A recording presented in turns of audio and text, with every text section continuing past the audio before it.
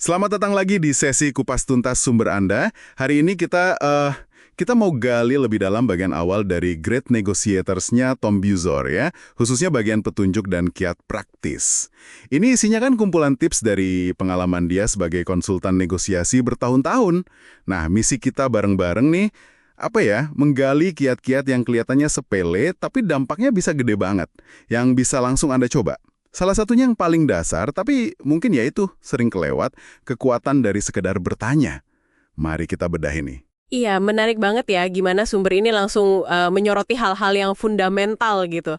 Banyak kiat efektif di sini tuh sebenarnya bukan strategi yang jelimet gitu, tapi lebih ke aplikasi cerdas dari pemahaman psikologi dasar. Dan nah ini penting, membangun kepercayaan diri. Bagian awal ini kayaknya benar-benar meletakkan fondasi yang kuat deh. Kiat pertama yang ditekankan Buzor emang itu, selalu bertanya. Simple banget ya kedengerannya. Kalau Anda nggak minta, ya Anda nggak akan dapet. Ini soal punya target yang cukup tinggi lah ya. Dan berani ngomongin itu. Jangan asumsi pihak lain bakal nawarin yang terbaik buat kita, gitu aja. Betul, dan ini lebih dalam loh dari sekedar berani. Ini sebenarnya pengakuan atas dinamika negosiasi itu sendiri, ya jelas. Tiap pihak punya kepentingannya masing-masing kan. Tapi ada lapisan psikologis lain nih. Bertanya secara proaktif itu juga ngelawan bias internal kita yang seringkali meremehkan apa yang mungkin sebenarnya mau dikasih sama pihak lain. Kita tuh kadang udah membatasi diri sendiri bahkan sebelum negosiasi mulai. Jadi ya, bertanya itu langkah pertama buat nguji asumsi itu dan ngebentuk arang obrolan juga. Saya tertarik sama kiat berikutnya nih. Terima kasih dan simpan, atau thank and bank.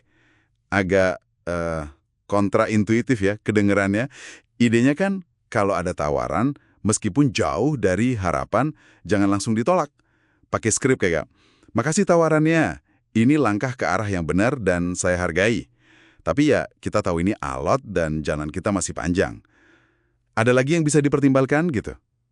Tapi, apa nggak ada resiko malah kelihatan nggak tulus ya, kalau tawarannya emang, ya ampun rendah banget gitu. Nah, pertanyaan bagus itu. Kuncinya ada di cara menyampaikannya sih. Kalau nolak mentah-mentah itu bisa langsung jeglek, matiin momentum. Bikin pihak lain jadi defensif kan? Dengan thank and bank, Anda itu mengakui usaha mereka. Terima kasih. Jaga pintu tetap kebuka, langkah ke arah yang benar. Tapi sambil tegas juga bilang, itu belum cukup. Jalan kita masih panjang.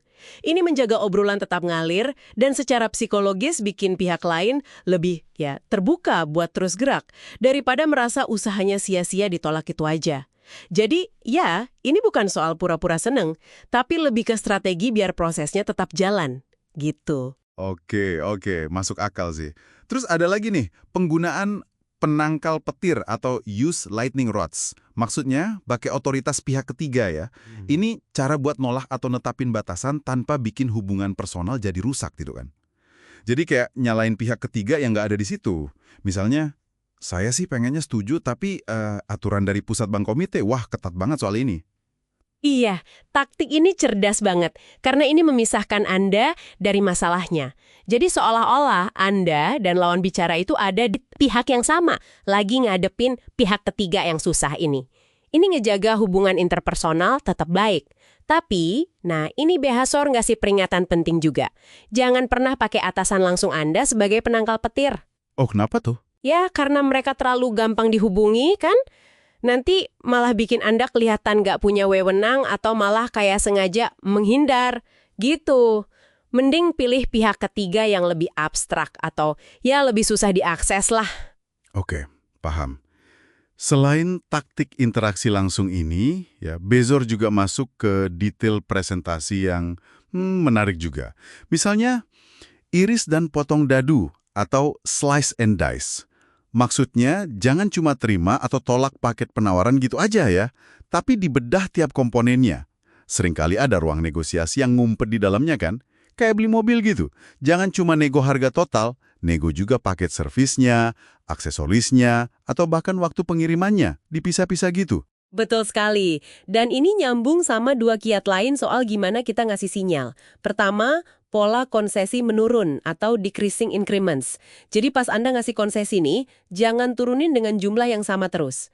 Misalnya dari 100 ke 98, terus 96. Itu malah kayak ngundang minta lagi loh.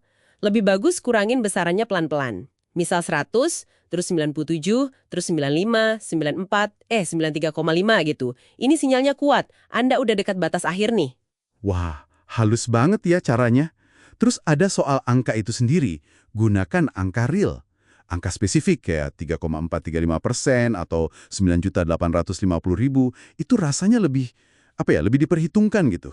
Punya dasar yang kuat dibanding angka bulat kayak 5% atau 10 juta pas. Biasor nyebutnya hindari penyakit angka bulat. Kesannya Anda udah ngitung beneran gitu. Ya, lebih otentik rasanya. Nah, terakhir di bagian awal ini ada variabel bernilai, variable variables. Ini soal nemuin hal-hal yang mungkin buat Anda biayanya nggak seberapa, tapi buat pihak lain nilainya tinggi banget. Contoh klasiknya, yaitu pemilik restoran mungkin nggak terlalu mikirin beberapa asbak atau handuk bar tambahan ada logonya ya kan? Tapi itu bisa jadi pemanis yang oke banget buat supplier minuman misalnya, biar dapat harga kontrak yang lebih bagus. Jadi alat tawar cerdas buat isu utamanya. Oke, kalau kita tarik benang merahnya nih ya, kiat-kiat awal dari Beasor ini benar-benar fokus ke langkah praktis, tapi didukung pemahaman psikologi dasar sama cara kita komunikasi ya. Mulai dari berani minta, cara cerdas ngelola tawaran, ngelindungin hubungan, sampai ke detail penyajian angka dan konsesi. Tepat sekali. Ini bukan soal trik-trik manipulatif gitu ya, tapi lebih ke membangun kerangka kerja yang solid dan ya itu tadi, percaya diri. Menguasai dasar-dasar ini tuh ngasih Anda kontrol lebih besar dalam proses negosiasi. Nggak peduli nanti isunya sekompleks apa. Ini fondasi penting banget. Jadi, apa artinya semua ini buat Anda yang dengerin? Intinya sih, negosiasi efektif itu seringkali bukan soal strategi yang super rumit ya. Langkah-langkah sederhana kayak berani bertanya, ngelola tawaran dengan cerdik pakai think and bank, atau pakai penangkal petir, itu bisa banget ngubah hasil.